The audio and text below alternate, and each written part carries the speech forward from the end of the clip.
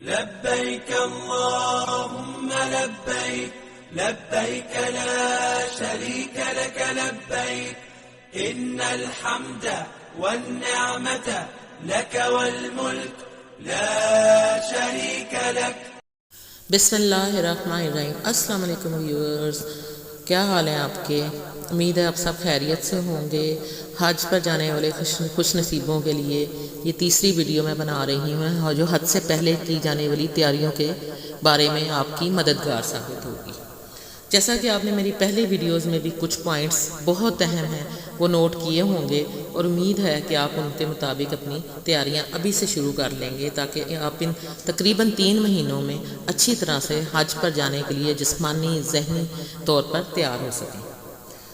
آپ اس سلسلے میں سب سے پہلی بات تو یہ ہے کہ آپ اللہ تعالیٰ کا ذکر زیادہ سے زیادہ اپنی زبان پر جاری رکھیں اور صبح اور شام کے اذکار پڑھنے کی عادت بنائیں. اس کے علاوہ آپ دوسروں کی مدد کرنے کا اپنے اندر جذبہ پیدا کریں. جذبہ تو ہر ایک کے اندر ہوتا ہے، آپ زیادہ جذبہ پیدا کریں تاکہ وہاں آپ سب لوگوں کے ساتھ سپورٹیو رہ سکیں. آپ کے روم میں کافی لوگ ہوں گے، 4 یا 5 یا 3 ٹوٹل لوگ ہوں گے، تو آپ کو ان سب کے ساتھ مل جل کر رہنا ہے. ان میں سے کئی بیمار ہوتے ہیں، کئی بزرگ ہوتے ہیں، کسی کو کوئی مسئلہ درپیش ہو سکتا ہے، کسی کو کوئی مسئلہ درپیش ہو سکتا ہے. اگر آپ خواتین ہیں تو آپ کے ساتھ جو دوسری خواتین ہیں ان کو بھی کوئی مسئلے مسائل ہو سکتے ہیں.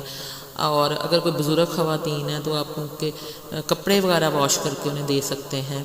یعنی وہاں لانڈری ہوتی ہے ہوٹل میں، لیکن بعض بزرگ خواتین اپنے کپڑے وغیرہ خود واش نہیں کر سکتی، تو آپ ان کی اس سلسلے میں ہیلپ کر سکتے ہیں. آپ کسی کی ویل چیئر چلا سکتے ہیں، اس سلسلے میں اس کی ہیلپ کر سکتے ہیں.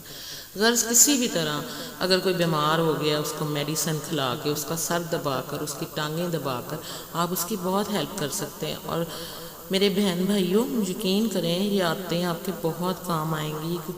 اور میری اللہ تعالیٰ سے دلی دعا ہے کہ آپ جب مکہ مکرمہ یا مدینہ منورہ سے واپس تشریف لائیں تو آپ حج مبرور کر کے آئیں، اور آپ کی حیثیت ایسے ہی ہو جیسے ایک نو مولود بچہ جو اس دنیا میں آتا ہے، جس کے ذمے کوئی گناہ نہیں ہوتا ہے. اور اسی طرح آپ اپنے تمام گناہ، تمام لغزشیں اور تمام خطائیں بخشوا کر آئیں. آمین ثم آمین. مرد حضرات خاص طور پر کوشش کریں کہ احرام ابھی سے خرید لیں. اگر آپ 2 جوڑے احرام خریدیں تو زیادہ بہتر ہوگا تاکہ اگر ایک میلا ہو جائے تو آپ دھو کر دوسرا جوڑا استعمال کر سکیں. اور سافٹ کپڑا ہو، گرمیوں کے لحاظ سے سافٹ کاٹن کا کپڑا لیں جو کہ آرام دہ ثابت ہو آپ کے لیے وہاں پر. اور آپ اس احرام کو پہننے کی پریکٹس کریں، اور نیٹ کے ذریعے، انٹرنیٹ پہ دیکھ کے یا کسی سے پوچھ کر آپ احرام کی نیچے والے حصے کی جو چادر ہے اس کو خاص طور پر پہننے کی اور اوپر والی چادر لپیٹنے کی بھی اچھی طرح پریکٹس کریں. کیونکہ احرام والی چادر میں آپ پن وغیرہ کا استعمال نہیں کر سکتے، اس کو آپ نے گرہ لگانی ہوتی ہے یا پھر اندر فولڈ کر کے خاص طریقے سے اس کو مضبوطی سے بند کرنا ہوتا ہے. آپ قرآنی آیات پڑھا کریں اور حج سے متعلق خاص طور پہ جو قرآنی آیات ہیں وہ اور ان کا مفہوم پڑھا کریں تاکہ آپ کو پتہ چلے کہ جو آپ پڑھ رہے ہیں یا آگے جا کے پڑھیں گے اس کا کیا مفہوم ہے. آپ عرفات میں جانے والی دعائیں یاد کریں، اور نہ ہو سکے، یاد نہ ہو سکے تو بار بار پڑھیں تاکہ آپ کے زبان میں ان دعاؤں کے پڑھنے میں تسلسل آ سکے.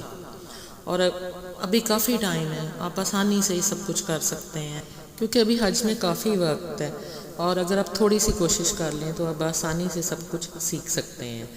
آپ حج کو جو 5 دن ہیں ان میں جو افعال آپ نے سر انجام دینے ہیں اور جن جگہوں پر آپ نے جانا ہے ان کی ترتیب اور وہ سب کچھ جو آپ نے افعال وہاں پہ کرنے ہیں یا اعمال آپ نے انجام دینے ہیں وہ سب آپ تفصیل سے پڑھ لیں تاکہ آپ کو پتہ ہو کہ آپ نے مزدلفہ میں کیا کرنا ہے، آپ نے مینا میں کیا کرنا ہے، آپ نے جمرات میں کیا کرنا ہے، اور اسی طرح آپ نے عرفات کے میدان میں کیسے رہنا ہے اور کیا کیا کرنا ہے.